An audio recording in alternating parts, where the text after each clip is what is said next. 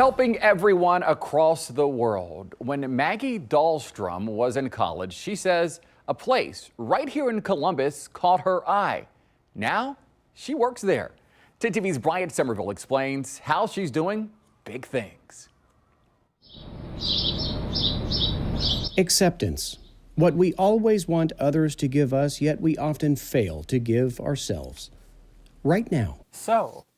Let's change that. That's actually a really great story. Her story begins at 10 years old, when Maggie Dahlstrom knew. At the time, everything that I read, being trans meant losing your entire family. Acceptance for her didn't come until years later. Even then, she says, in order to hang on to what was important, she had to let go. With as long as I spent in the closet, I had a pretty good idea of how things would go. And the people who would stop talking to me, I expected to stop talking to me, and they did. And the people who didn't, I have a better relationship with them than ever. The reality of being trans, she says, and for many who are LGBTQ, is being fearful of being alone.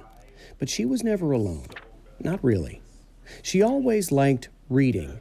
Comic books, she says, spoke to her through words, through pictures. Comics have always been a really huge part of my life. I didn't know that queer comics existed for the longest time. Each thin page, a new depth of meaning, a new meaning to acceptance. Finding out that there were people like me talking about stuff that I had been through in this medium that had been so important to me for so long was revelatory.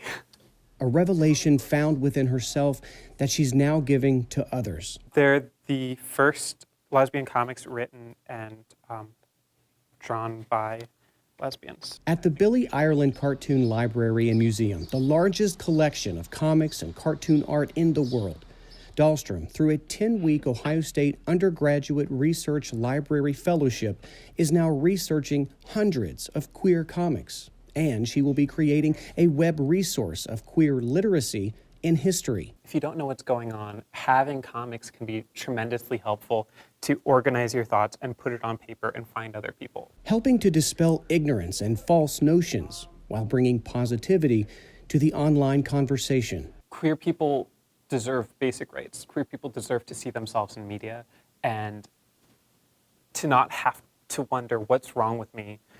Why am I like this? What's happening that I'm not like everyone else?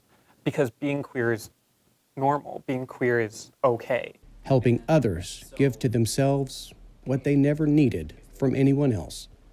Acceptance. In Columbus, Bryant Somerville, 10 TV News.